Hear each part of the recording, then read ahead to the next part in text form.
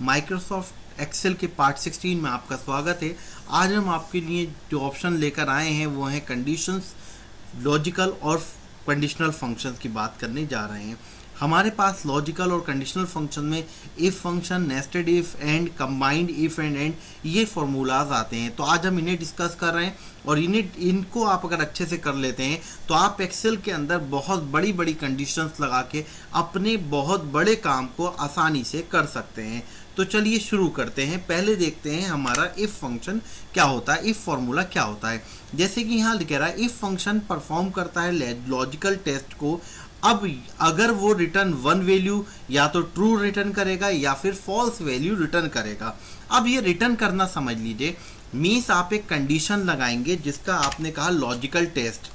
आप एक logical test लगाएंगे, यहाँ पर एक कंडीशन लगाएंगे और वो कंडीशन जो होगी वो या तो सही हो सकती है या गलत हो सकती है। कोई भी कंडीशन अगर आप लगा रहे हैं वो सही भी हो सकती है और गलत भी हो सकती है। तो अगर सही हो तो आप उसके लिए एक ट्रू वैल्यू सेट करेंगे और अगर गलत हो तो उसके लिए फॉल्स वैल्यू सेट करेंगे। और ये जो वैल्यू सेट करना है ये डिपेंड्स करता है आपकी रिक्वायरमेंट के ऊपर कि आप क्या चाहते हैं। फॉर एग्जांपल, मैं आपके साथ एक कंडीशन लगाता हूं कि कल को बारिश पड़ेगी तो मैं क्लास नहीं लूंगा वरना क्लास होगी। तो अब यहां पर आप देखिए, मैंने कहा अगर कल को बारिश पड़ेगी तो ये बारिश पड़ना जो है ये मुझे नहीं पता पड़ेगी या नहीं पड़ेगी, आपको भी नहीं पता पड़ेगी या नहीं पड़ेगी बारिश, कल को रेनी डे होगा या नहीं होगा। हमें सिर्फ ये पता है कि कंडीशन है और ये कंडीशन जो चेक होगी वो कल को चेक होगी सिचुएशन के ऊपर। अगर बारिश पड़ रही होगी तो आप समझ जाएंगे यहाँ पर अगर बारिश पड़ना सही हो गया, मीन्स अगर ये बात सही हो गई तो आपकी छुट्टी हो जाएगी, और अगर ये बारिश पड़ना वाली बात गलत हो गई तो आपकी क्लास लगेगी। इस तरीके से हम इफ फंक्शन का यूज करते हैं कि अगर हम एक कंडीशन लगाते हैं तो उसके दो चांसेस हो सकते हैं और हमेशा दो चांसेस होते हैं, या तो वो बात सही होगी या फिर वो बात गलत होगी। अब यहाँ पर हम इसे लिखते कैसे हैं, कोई भी एक्सेल के अंदर फॉर्मूला लगाते हैं तो इक्वल साइन लगाते हैं, फिर इफ लगाते हैं और इफ के बाद जो हम लगाते हैं लॉजिकल टेस्ट हम लगाते हैं।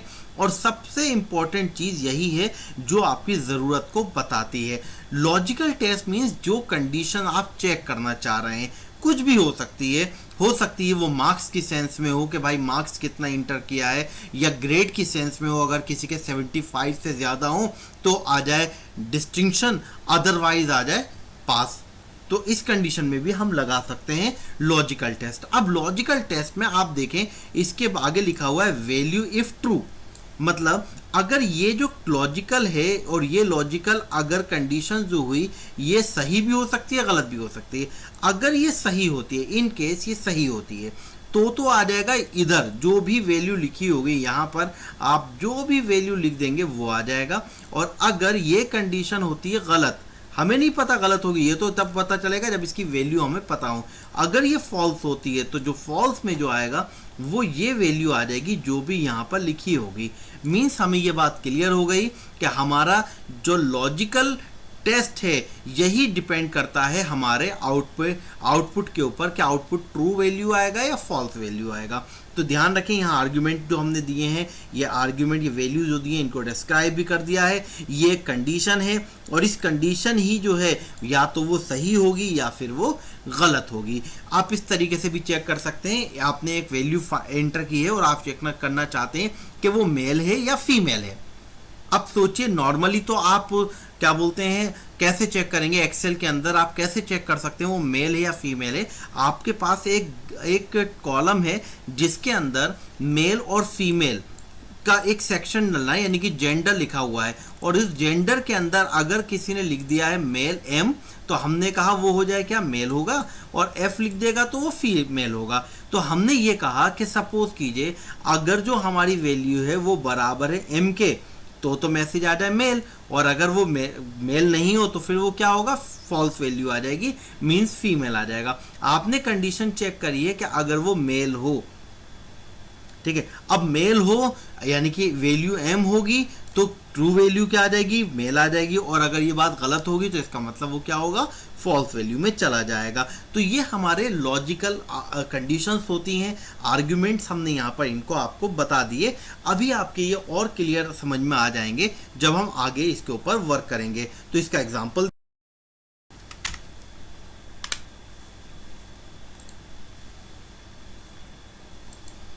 तो अब हमने यहाँ पर इसका एग्जाम्पल आपको दिखाया, इफ फॉर्मूला का, इफ फंक्शंस का आउटपुट क्या आएगा, मतलब किस तरीके से एग्जाम्पल समझाएंगे।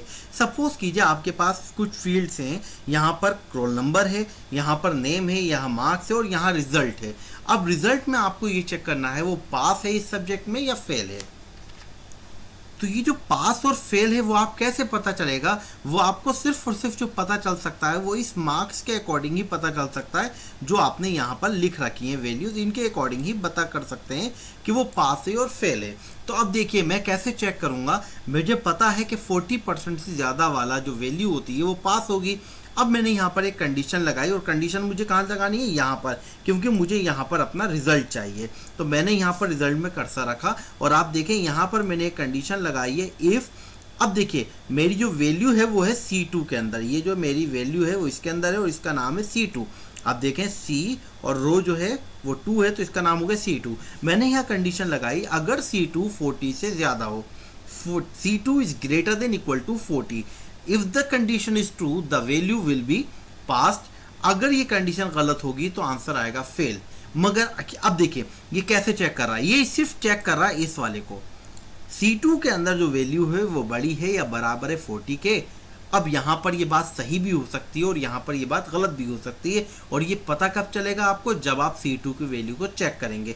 जब एक्सेल चेक करेगा C2 की वैल्यू को तो C2 के अंदर है 45, that means 45 is greater than equal to 40, that is 100% correct. Means इसका आंसर क्या आएगा, ट्रू आएगा। और जब ट्रू होता है तो हमारा आंसर क्या आ जाएगा, जो हमने पहली वैल्यू दे रखी होती है दैट इज पास, तो यहाँ पर क्या आ गया, पास आ गया। अगर ये गलत होता तो यहाँ पर क्या आ जाता, फेल आ जाता। अब क्या किया आपने, आप क्या करते हैं, ये हर किसी के लिए लगाना पड़ेगा क्या, 100 या 200 स्टूडेंट है तो आप जानते हैं यहाँ पर आप कर्सर रखेंगे इस पोर्शन पे और फिल हैंडल साइन लेके ड्रैग कर देंगे तो आप देखेंगे ये सब के ऊपर अप्लाई हो जाएगा। इसका हम प्रैक्टिकल भी करके आपको दिखलाते हैं। अब देखिए इसे हम एक एग्जाम्पल के थ्रू आपको बता रहे हैं, जो हमने अभी आपको समझाया था। हमारे पास यहाँ रोल नंबर है, नेम है, मार्क्स है। अब आप ये चाहते थे कि यहाँ पर हमें पता चले ये पास है या फेल है। सपोज करिए 1000 स्टूडेंट है, आपको नहीं पता कि कौन सा पास है कौन सा फेल है।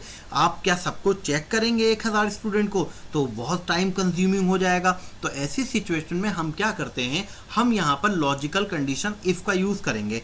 हम लिखेंगे, कोई भी एक्सेल के अंदर फॉर्मूला स्टार्ट करते हैं तो इक्वल साइन से होता है, और ध्यान रखिएगा जो भी आप फॉर्मूला लिख रहे हैं वो फॉर्मूला बार पे यहाँ पर भी दिखाई दे रहा होगा। आपने लिखा इक्वल इफ़, और इफ़ लिखने के बाद आपने ब्रैकेट लगाया, और ब्रैकेट लगाकर आपने यहाँ पर लिखा क्या चेक करना है, आपने कहा मुझे ये चेक करना है इसकी वैल्यू। आप सिर्फ पहली वैल्यू चेक कीजिए, means C2 is greater than equal to 40। क्यों, क्योंकि हमें पता है कि जब भी 40 से ज़्यादा है या बराबर है, 40 से बराबर है ज़्यादा है तो वो पास होता है। हम यहाँ एज्यूम ये कर रहे हैं कि 40 वाला पास है, 40 से कम वाला फेल है। तो हमारी कंडीशन के हिसाब से हमने यहाँ पर ये कहा है कि अगर C2 की जो वैल्यू है वो 40 से ज़्यादा हो या फिर बराबर हो, यहाँ पर दोनों साइन लगे हुए ना, that means greater than equal to. अगर ये 40 से ग्रेटर देन इक्वल टू हो, ये बात सही भी हो सकती है और गलत भी हो सकती है। आप अभी इन फील्ड पे मत चाहिए कि यहाँ क्या लिखा हुआ है, इन्हें छोड़ दीजिए, यहाँ कुछ भी लिखा हो सकता है, क्योंकि हम यहाँ एक की बात नहीं करेंगे, हम 1000 की बात करेंगे। तो हमने कहा हमें नहीं पता C2 के अंदर क्या है। अगर 40 से ज़्यादा है तो मैसेज कॉमा, अगर ये बात सही हो तो यहाँ पर आ जाए पास। अब ये बात गलत भी हो सकती है, क्योंकि कंडीशन का मतलब ही यही है, ये बात जो होगी वो वैल्यू के अकॉर्डिंग सही और गलत होगी। अब हमने कहा यहाँ पर अगर 40 से ज़्यादा हो तो पास हो जाए, और अगर इन केस कहीं पर 40 से ज़्यादा हो जैसे यहाँ पर है तो ऑटोमेटिकली उसे क्या कर दे, फेल लिखा हुआ दिखला दे। तो मैं यहाँ पर फेल्ड कंडीशन FAILED यहाँ मैंने फेल लिख दिया, और जैसे ही मैं एंटर करूंगा तो आप देखेंगे यहाँ पर उसने दिखला दिया पास। क्यों, क्योंकि कंडीशन के अकॉर्डिंग C2 की वैल्यू 40 से ज़्यादा है, दैट इज़ ये करेक्ट है, इसलिए पास आ गया। अब मुझे सबके लिए फॉर्मूला लगाने की ज़रूरत नहीं है, मैं जस्ट क्लिक करूँगा और पकड़ के ड्रैग कर दूंगा तो आप देखेंगे ये फॉर्मूला कॉपी हो जाता है। ये हम पिछली वीडियो में बता भी चुके हैं। अब आपको क्या करना है, आप जस्ट इसके ऊपर क्लिक, आप देखिए यहाँ पर फेल आ गया। क्यों फेल आ गया, क्योंकि यहाँ पर वैल्यू जो है 40 से कम है। अब सपोज कीजिए यहाँ पर भी 39 होता तो भी आंसर आता आपका फेल। तो आपका यहाँ पर क्या हुआ, कंप्यूटर अपने आप डिसीजन ले रहा है अकॉर्डिंग। हमने जो फॉर्मूला सेट कर दिया है उसके हिसाब से वो खुद ही डिसीजन ले रहा है कि वो फेल होगा या पास होगा। यहाँ पर कोई इसके अंदर कुछ भी वैल्यू डाल दे, अगर 40 अगर वो डाल देता है 5 तो भी आंसर आ जाएगा उसका फेल। मीन्स आपने यहाँ पर ये कंडीशन लगा रखी है। तो ये हमारा इफ़ कंडीशन का एक एग्जाम्पल था। आप इस तरीके से कुछ भी कंडीशन लगाकर और कुछ भी चेक कर सकते हैं। तो अब हम चलते हैं एंड कंडीशन के ऊपर। एंड कंडीशन में जाने से पहले मैं आपको एक और एग्जांपल देना चाहता हूं जिससे आपको बिल्कुल बात क्लियर हो जाए, क्योंकि एक एग्जांपल सफिशिएंट नहीं लग रहा था मुझे। तो मैं एक एग्जांपल और देता हूं आपको कि इफ़ ही कंडीशन की बात कर रहे हैं अभी हमने कहा यहाँ पर कुछ नेम्स दिए हुए हैं, उनकी एज दे रखी है और जेंडर दे रखी है। देखिए अगर ये एक स्टूडेंट या एक पर्सन की बात होती तो मैं खुद चेक कर लेता कि यहाँ पर ये वोट कर सकता है नहीं कर सकता है, मगर यहाँ पर बात है जितनी भी लिस्ट है और लिस्ट लाखों की भी हो सकती है। तो हम यहाँ पर ये चेक करना चाह रहे हैं कि कोई कास्ट कर सकता है वोट या नहीं कर सकता। तो आप जानते हैं कि कास्ट करने के लिए, वोट देने के लिए कंडीशन ये होती है कि जो भी 18 या 18 से ज़्यादा का होगा वो वोट कर सकता है। तो अब यहाँ पर हमारी कंडीशन किसके अकॉर्डिंग लगेगी, इस फॉर्मूला पे हमें जो लगाना है इफ कंडीशन लगाना है, क्योंकि सिर्फ और सिर्फ कंडीशन एक है और वो ये कह रही है कि अगर देखिए अगर इफ आ गया तो मैं यहाँ पर क्या करता हूँ इक्वल इफ। अब क्या कंडीशन है, अगर एज बड़ी हो या बराबर हो 18 से। हमें नहीं पता यहाँ वैल्यू क्या है, आप इन वैल्यू को भूल जाइए कि इन वैल्यू में क्या है, कुछ भी हो सकती है। हमें इसके ऊपर अभी ध्यान नहीं देना, हमें ये देना है कि यहाँ पर C2 हमारा क्या है, यहाँ C2 है। अब देखिए ये C2 है इस सेल का नाम, तो हम यहाँ कहेंगे हमें पता है कि वोट देने के लिए जो एज होना चाहिए वो 18 से ज़्यादा होनी चाहिए। तो हमने लगाया equal C2 equal if bracket C2 equal to 18। इसका मतलब इस वाले 18 से मत दीजिएगा, ये तो एज डली हुई है। हमें पता है कि वोट डालने के लिए 18 साल का होना कंपलसरी है। तो हमने लिखा C2 की वैल्यू अगर बराबर हो या इक्वल हो 18 के, दैट मीन्स आप जानते हो 18 के बड़ा हो या बराबर हो वो वोट कर सकता है। अब यहाँ पर बात फिर आती है कि ये वोट कर सकता है या नहीं कर सकता। हमने कंडीशन दी है और कंडीशन देने का मतलब है हम एक्सेल की शीट को माइंड दे रहे हैं, हम उसके ऊपर दिमाग दे रहे हैं कि वो अपना डिसीजन अब खुद ले, और डिसीजन ले किसके अकॉर्डिंग, हमारी वैल्यूज के अकॉर्डिंग ले जो हमने यहाँ लगाया है। और हमने क्या कहा है, अगर ये बात सही होती है, अब ये दो ऑप्शन आते हैं, या तो ये बात सही होगी या फिर ये बात गलत होगी। अगर ये बात सही होती है तो मैंने कॉमा लगाया, और जो भी मैसेज देते हैं वो हमेशा डबल इन्वर्टेड कॉमा में देते हैं, और मैंने यहाँ लिख दिया yes you can cast the vote. अब ये क्या होगा, आगे चला गया, कोई दिक्कत नहीं है, कास्ट द वोट कॉमा। अब यहाँ पर देखिए अगर ये बात सही होगी तो आएगा you can cast the vote, मगर ये ऐसा ज़रूरी कोई है कि हर किसी का 18 से हो सकता है किसी की कम भी हो। जैसे यहाँ पर जानिसार की 15 है, इधर फरहान की 17 है, तो ये वोट नहीं कर सकते। तो अब दूसरी कंडीशन जो बची है हमारी वो यही बची है कि आप वोट नहीं कह सकते, क्योंकि जब आपके पास एक ही कंडीशन है 18 से ज़्यादा वाला वोट कर सकता है, नहीं तो नहीं कर सकता। और अगर ये कंडीशन ट्रू होगी तो ये आ जाएगा, और अगर ये कंडीशन फॉल्स होगी तो यहाँ आगे चला जाएगा। और आगे हमने यहाँ लिख दिया है यू कैन नॉट का, या you are too young to cast the vote, you are too young to cast the vote. ये मैंने यहाँ पर लिख दिया, ब्रैकेट बनकर एंटर कर दिया। और आप देखेंगे यहाँ पर जैसे ही मैंने यहाँ क्लिक करके एंटर किया है वहाँ पर उसने कहा you can cast the vote, क्योंकि जब इसने चेक किया होगा C2 is greater than equal to 18 तो यहाँ कंडीशन ट्रू हो गई होगी। जब ट्रू है तो यहाँ पर आ गया होगा you can cast the vote. अब मैं इसे क्या करता हूँ, क्लिक करके नीचे को ड्रैग कर लेता हूँ। जब मैं नीचे को क्लिक करके ड्रैग करूँगा तो ये सबके ऊपर फॉर्मूला अप्लाई हो जाएगा। अब सपोज कीजिए ये सिकंदर जो है, इसकी ये अख्तर जो है, इसकी एज जो है वो 15 साल है, हो सकता है गलत हो गई थी मुझसे। अब ये अपने आप चेक करेगा, क्या चेक करेगा कि अगर ये वैल्यू 15 है। अब देखो यहाँ पर जब 15 था तो उसने मैसेज क्या दे दिया, उसने मैसेज दे दिया you are too young to cast the vote. क्यों, क्योंकि कंडीशन कह रही थी ये चेक करो कि अगर 18 से ज़्यादा है तभी you can cast the vote, otherwise you are too young to cast the vote. तो यहाँ पर ये मैसेज हमारे पास आ गया। होप कि ये आपके समझ में आया है। ये इफ कंडीशन का एग्जाम्पल है। आप कुछ भी एक कंडीशन लगाकर आप इसे करके देखें। आप इसे इस तरीके से भी लगाकर देख लीजिएगा कि अगर कोई आपने कंडीशन लगाई एडमिशन के सेंस में, आप चाहते हैं कि आपका एक स्कूल है और उसके स्कूल के अंदर वो बच्चा एडमिशन नहीं ले सकता जिसका मार्क्स 50 से कम है, तो आप वहाँ कंडीशन लगा दिए इफ़ और आपने क्या कहा, मार्क्स जिस सीरियल में हो मार्क्स, सपोज B2 या C2 में जिसमें भी है, if B2 is less than 50, then you are not valid, you are not allowed। तो इस तरीके से आप कोई भी कंडीशन लगा सकते हैं, otherwise you are allowed, you are allowed, और अदरवाइज अगर वो 50 से मार्क्स कम हो उसके तो यू आर नॉट अलाउड। इस तरीके से आपको जो खुद लगा कर देखेगा। नाउ अब हम चलते हैं एंड कंडीशन के ऊपर, क्योंकि एंड कंडीशन भी आपके लिए बहुत ही इंपॉर्टेंट है। अब देखिए एंड कंडीशन क्या कहता है। एंड कंडीशन कहता है कि आप लॉजिकल फंक्शन, ये भी एक लॉजिकल फंक्शन है, मगर ये क्या कहता है आपसे, लॉजिकल फंक्शन, इसमें क्या आएगा, इफ़ की तरह एक से ज़्यादा कंडीशन हम यूज़ कर सकते हैं। जैसे एंड के अंदर हमने देखा था कि हम एक से ज़्यादा कंडीशन चेक नहीं करा सकते थे, एक ही कंडीशन होती थी उससे हम चेक कराते थे, और जो हमारी वैल्यू आती थी वो हम देखते थे या तो वो ट्रू होगी या फॉल्स होगी। अगर ट्रू हो तो ये मैसेज आ जाए, फॉल्स हो तो ये मैसेज आ जाए। जैसे हमने यहाँ पर देखा, अगर ट्रू हो तो यहाँ पर कुछ लिख देंगे, फॉल्स हो तो यहाँ पर लिख देंगे।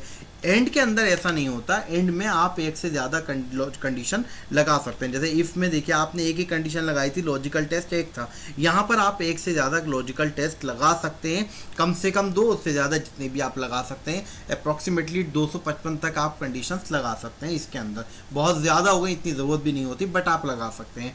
तो अब यहाँ पर इसे किस तरीके करेंगे, इसका एक एग्जाम्पल देखिए। सपोज़ कीजिए आपने, फिर मैं वही एग्जाम्पल लेकर आपके पास आया हूँ।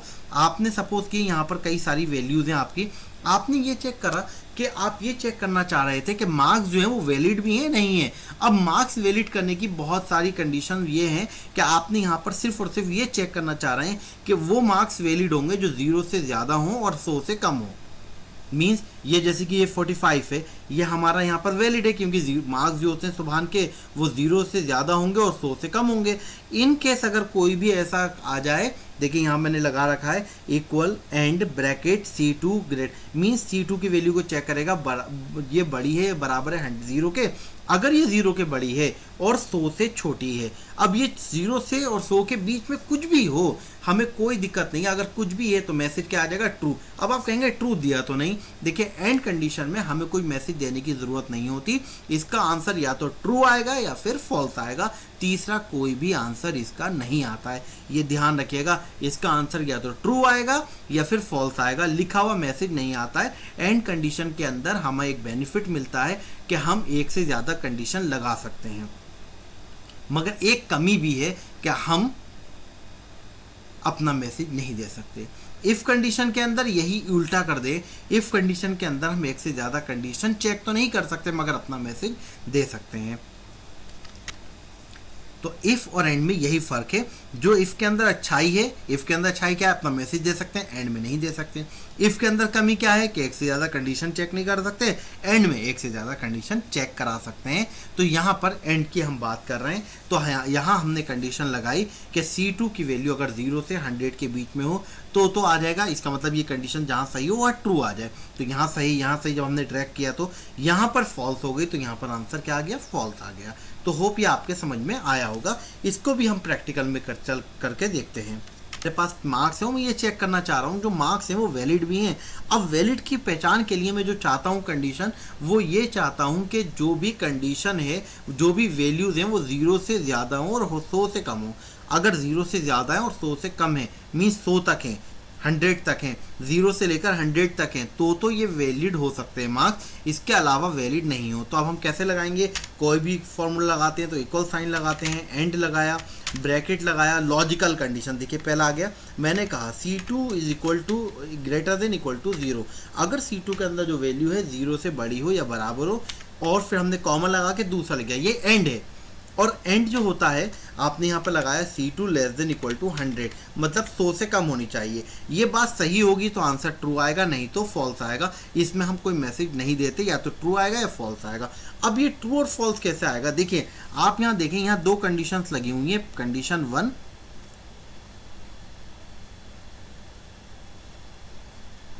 1 और कंडीशन 2। अब ये आउटपुट ट्रू कैसे आएगा और फॉल्स कैसे आएगा, इसे भी थोड़ा सा समझ लीजिए। मैं एंटर करता हूँ, यहाँ तो ट्रू आ गया। देखिए अगर कंडीशन 1 है और कंडीशन 2 है, ठीक है, अगर सपोज करो पहली कंडीशन ट्रू है, दूसरी कंडीशन फॉल्स है, तो आंसर आएगा फॉल्स। अगर सपोज कीजिए पहली फॉल्स है और दूसरी ट्रू है, तब भी आंसर आएगा फॉल्स। अगर पहली फॉल्स है और दूसरी भी फॉल्स है तो भी आंसर आएगा फॉल्स। और जब पहली भी ट्रू है दूसरी भी ट्रू है, सिर्फ और सिर्फ इस कंडीशन में ही आंसर आएगा ट्रू। मीन्स जब सारी की सारी कंडीशन, सबकी सभी कंडीशंस ट्रू होंगी तभी हमारा आंसर ट्रू आएगा, जैसे कि यहाँ पर पता चल रहा है। अदरवाइज एक भी गलत हुई तो ये आंसर फॉल्स ही आएगा। अब इसे और अच्छे से समझिए। सपोज कीजिए मेरे यहाँ, मैं एक स्कूल चलाता हूँ, मुझे एक टीचर चाहिए। मैंने कहा वो बीकॉम होना चाहिए और मैंने यहाँ पर कंडीशन एंड लगा रखी है, एंड, और मैंने कहा उससे जो है वो टैली आना चाहिए। दो चीज़ें मैंने इसके ऊपर अप्लाई कर रखी है। तो कंडीशन, एक पहली कंडीशन ये हो गई, दूसरी कंडीशन ये हो गई, ठीक है। अब यहाँ पर क्या होगा, सपोज करें एक बंदा आया जिसने कहा यस मैं बीकॉम कर रखा है मगर टैली नहीं कर रखा है। तो अब आप बताइए कि एंड कंडीशन क्या कहेगा, पहली गलत दूसरी सही, मतलब एंड लगा रखा है ना, यानी कि दोनों ही सही होना चाहिए। तो यानी कि आप नहीं आ सकते, मीन्स आपका फॉल्स हो जाएगा, उसको जॉब नहीं मिलेगी। फिर एक ने कहा मैंने बीकॉम नहीं कर रखा मगर टैली मुझसे आती है, बट आपकी कंडीशन क्या थी कि दोनों आना चाहिए, क्योंकि एंड कहता है कि दोनों वैल्यूज ही ट्रू होंगी तभी ट्रू करेगा। दैट मीन्स उस कंडीशन में भी वो फॉल्स आ जाएगा। इसी तरीके से एक और आया जिसने कहा मुझे बीकॉम भी नहीं कर रखा है और टैली भी नहीं कर रखा है। तो भाई साहब तुम आए ही क्यों हो, तुम्हें आने की ज़रूरत ही नहीं है। तो आंसर तो ऑटोमेटिकली क्या हो जाएगा, फॉल्स हो जाएगा। इनके तो चांस ही नहीं बन रहे हैं। फिर एक आता है बीकॉम कर रखा है, उसने कहा टैली भी कर रखा है। देखिए अब आप बताइए, जब आपने कंडीशन ये दे रखी है कि मुझे एक टीचर चाहिए जिसे बीकॉम भी कर रखा हो और टैली भी कर रखा हो, तो ऐसे कंडीशन जब कब होगी, जब दोनों की दोनों वैल्यूज ट्रू होंगी। मीन सभी जगह, सभी सिचुएशन को, सभी कंडीशंस को वो फॉलो कर रहा होगा। सेम कंडीशन यहाँ हुई कि पहली कंडीशन को भी फॉलो करे, दूसरी कंडीशन को फॉलो करे, तभी आंसर आएगा ट्रू, अदरवाइज जो है फॉल्स आएगा। मैं इसे क्लिक करके ट्रैक करता हूँ। जब मैंने क्लिक करके ड्रैग किया तो आपने देखा यहाँ पर 0 से 100 तक था तो ट्रू हो गया, मगर यहाँ पर इससे ज़्यादा हो गया तो इसने फॉल्स कर दिया। और ये हमारी इलेक्ट्रॉनिक स्प्रेडशीट है जो ऑटोमेटिकली काम करती है। सपोज कीजिए अगर मैं यहाँ पर वैल्यू, अब मेरी गलत हो गई, मैं इसे करेक्शन करता हूँ, 97 थे यहाँ पर, तो जैसे ही मैं करूँगा तो ये एक्सेल क्या करेगा, इसे फार्मूलाज को सही कर देगा, फार्मूलाज को चेक करेगा और चेक करने के बाद आंसर फिर क्या आ गया, ट्रू आ गया। इस तरीके से हमें बहुत सारी इफ़ कंडीशन यूज़ कर सकते हैं। एक और एग्जांपल देना चाहूँगा आपको मैं यहाँ पर। इफ़ के अंदर सपोज कीजिए यहाँ पर एक नंबर दे रखा है 4 और यहाँ पर दे रखा है 5, अब और यहाँ पर दे रखा है 6। अब आपको कंपेयर कराना था इन तीनों वैल्यू को और आपने कहा मुझे ये देखना है A1 जो है वो बड़ा है B1 और C1 से। तो आपने यहाँ लगाया एंड ब्रैकेट, आपने चेक करा A1 is greater than equal to B1, A1 is greater than equal to C1। अब यहाँ पर आप कहेंगे हमने ये चेक क्यों किया, क्योंकि मेरी सिचुएशन ही यही है कि A1 को मुझे चेक करना है B1 से बड़ा है और A1 को चेक करना है C1 से बड़ा है। अब या तो ये बात सही हो सकती है या फिर ये बात गलत हो सकती है। अब अगर दोनों बातें सही होंगी तो आंसर आएगा ट्रू, और अगर एक भी गलत हुई तो आंसर आ जाएगा फॉल्स। तो ये हमारा एंड कंडीशन है। अब मैं एंटर करता हूँ तो आप देखेंगे आंसर आ जाएगा ट्रू। क्योंकि ये ट्रू क्यों आया,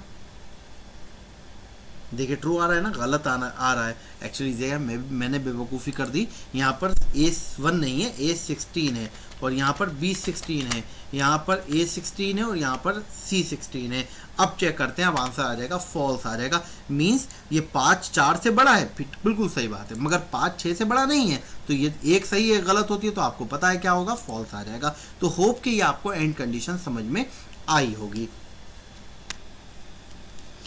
अब हम बात करते हैं क्या हम इफ़ के साथ अपना एक से ज़्यादा कंडीशन चेक करा सकते हैं, नॉर्मली नहीं करा सकते। एंड के साथ क्या अपना मैसेज दे सकते हैं, नॉर्मली नहीं दे सकते। मगर आपने यहाँ बात करी है मैंने नॉर्मली की। आपने एक बचपन में कहानी ज़रूर सुनी होगी, एक गांव में अंधा और एक लंगड़ा रहता था और उस गांव में आ गया बाढ़ और अब सब भाग गए, सिर्फ वो दोनों बचे। अब आप जानते हैं कि दोनों ही मर जाएंगे, क्योंकि अंधा जो है वो दिखेगा नहीं, वो गिर जाएगा कहीं मर जाएगा, और लंगड़ा जो है उससे चला नहीं जाएगा और वो भी मतलब मर जाएगा, दोनों मरने वाले हैं। अब यहाँ पर उन्होंने एक तरीका पूछा, उन्होंने कहा, लंगड़े ने अंधे से कहा कि भाई अंधे तुम मैं तुम्हारे कंधे पर बैठ जाता हूँ, यानी कि लंगड़ा जो है कंधे पर बैठ गया अंधे के। अंधे ने कहा ठीक है बैठ जाओ, उसने कहा मैं तुम्हें कंधे पर बैठ जाता हूँ, तुम चलते रहना, मैं रास्ता बता दूंगा।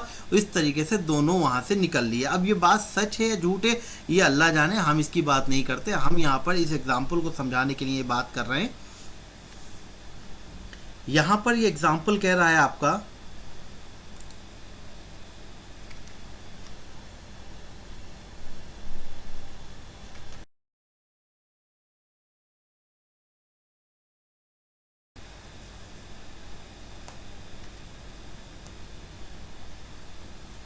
तो यहाँ पर हमारा ये एग्जाम्पल कह रहा है कि आप यहाँ पर अगर दोनों चीज़ें चाहिए, इफ़ के साथ एक से ज़्यादा कंडीशन चेक करना है और अपना मैसेज भी देना है, तो आप इन दोनों को मिला दीजिए, इन दोनों को मिक्सअप कर दीजिए, और यही हमारा कहलाता है इफ़ एंड को कंबाइन करना।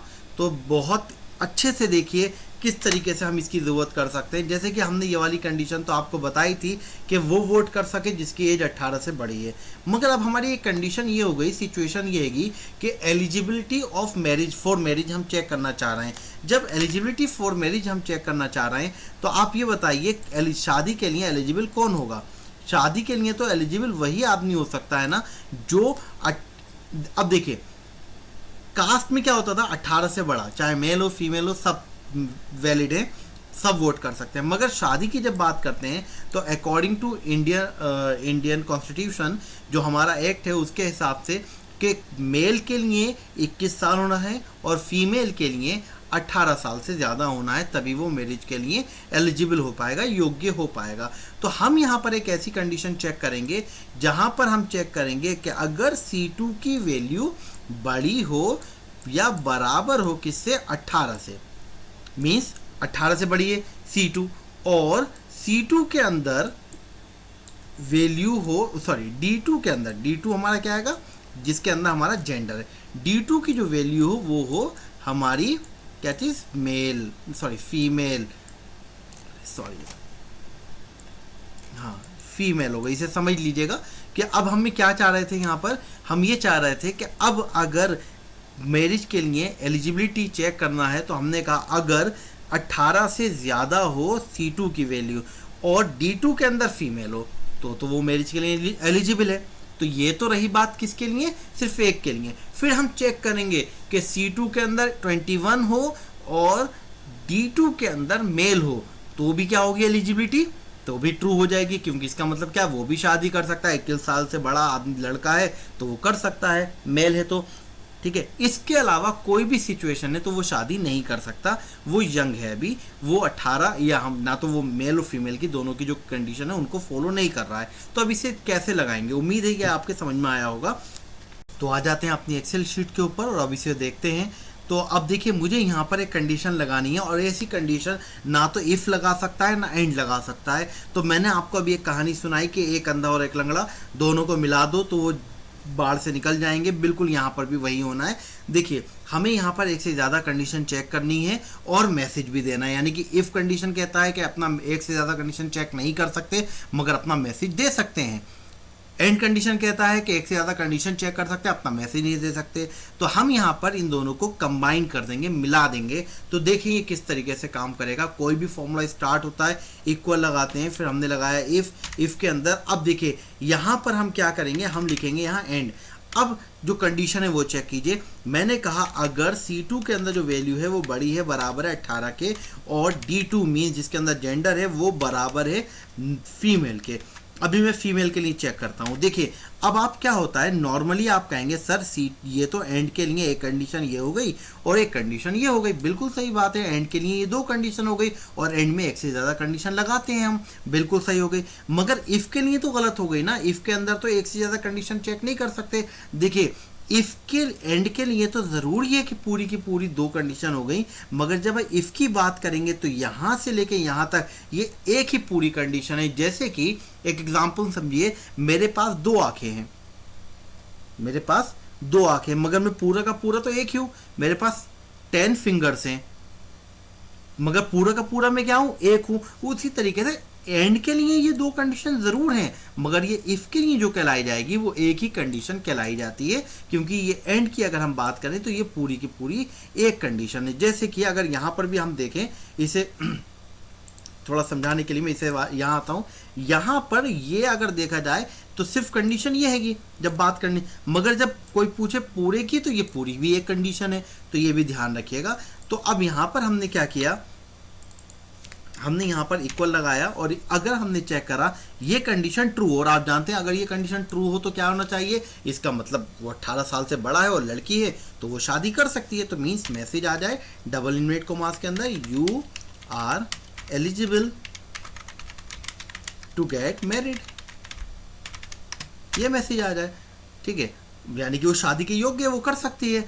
अब देखिए यहाँ नेस्टेड इफ, अगर ये बात सही होगी तो ये मैसेज आ जाएगा, अगर ये बात सही होगी तो ये आ जाएगा, क्योंकि आप जानते हो अगर ये कंडीशन ट्रू होगी तो ट्रू वाली सिचुएशन आएगी, ट्रू वाली पहली होती है, और अगर ये बात गलत होगी तो फिर वो आगे चेक करेगा। और आगे हमने यहाँ पर एक और इफ के साथ एंड मिला दिया है, और अब हम चेक करेंगे अगर C2 की वैल्यू 21 से बड़ी हो या बराबर हो और D2 के अंदर जो हो वो मेल हो, मतलब वो लड़का हो। तो अब इस सिचुएशन में जब C2 के अंदर 21 से बड़ा हो और D2 के अंदर मेल हो, तो आप जानते हो लड़के की उम्र 21 साल होती है, 21 साल से ज़्यादा का अगर वो लड़का है तो वो भी शादी कर सकता है। मीन्स यहाँ पर आएगा यू आर एलिजिबल, मीन्स इसके साथ भी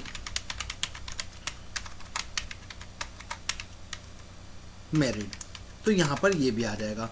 अब बताइए तीसरी सिचुएशन, अब देखिए ये यहाँ पर एक इफ कंडीशन यूज हुई, दूसरी यूज हुई, तो इसी को हम बोलते हैं नेस्टेड इफ, जब इफ के अंदर इफ लगे। और ये ध्यान रखिएगा ये जब भी कंडीशन को चेक कर पाने के लिए आएगा जब ये कंडीशन गलत होगी। इन केस अगर यही कंडीशन मिल जाती है तो वो आगे नहीं बढ़ेगा। फॉर एग्जाम्पल दो लोग हैं, आपने पहले के अंदर आपने चेक किया और पहला ही चोर पकड़ में आ गया तो आप दूसरे की चेकअप नहीं करोगे। बिल्कुल अगर ये कंडीशन ट्रू हो गई तो जो मैसेज है वो ये वाला आ जाएगा, आगे को छोड़ देगा। बट अगर ये गलत हो गई तो फिर वो ये मैसेज नहीं आएगा, वो इसको चेक करेगा और इसको चेक करेगा तो फिर ये क्या करेगा, ये कंडीशन आ जाएगी। इन केस अगर ये भी गलत हो गई तो अब बताइए मेरे पास सिचुएशन बचती क्या है, तो एक ही सिचुएशन बचती है केस जो वैल्यू है वो ना तो फीमेल की कैटेगरी वाली को संतुष्ट कर रही है और ना मेल के लिए 21 साल वाली कैटेगरी कंडीशन को सेटिस्फाई कर रही है। तो ऐसी कंडीशन में वो शादी के लिए योग्य ही नहीं है। तो हम लिख देंगे यू आर टू यंग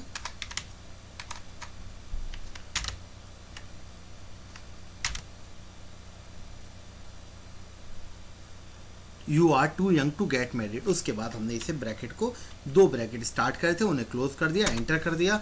अब देखिए यहाँ पर ऑटोमेटिकली वो चेक कर लेगा, वो यहाँ पर ऑटोमेटिकली चेक कर लेगा जैसे मैं इसे क्लिक करके ड्रैग करूँगा कि कहाँ पर एलिजिबल है और कहाँ पर नहीं है। देखिए यहाँ पर नहीं था, यहाँ पर भी था, क्यों यहाँ पर भी नहीं था, और यहाँ पर था क्योंकि 21 और फीमेल था। तो होप ये आपके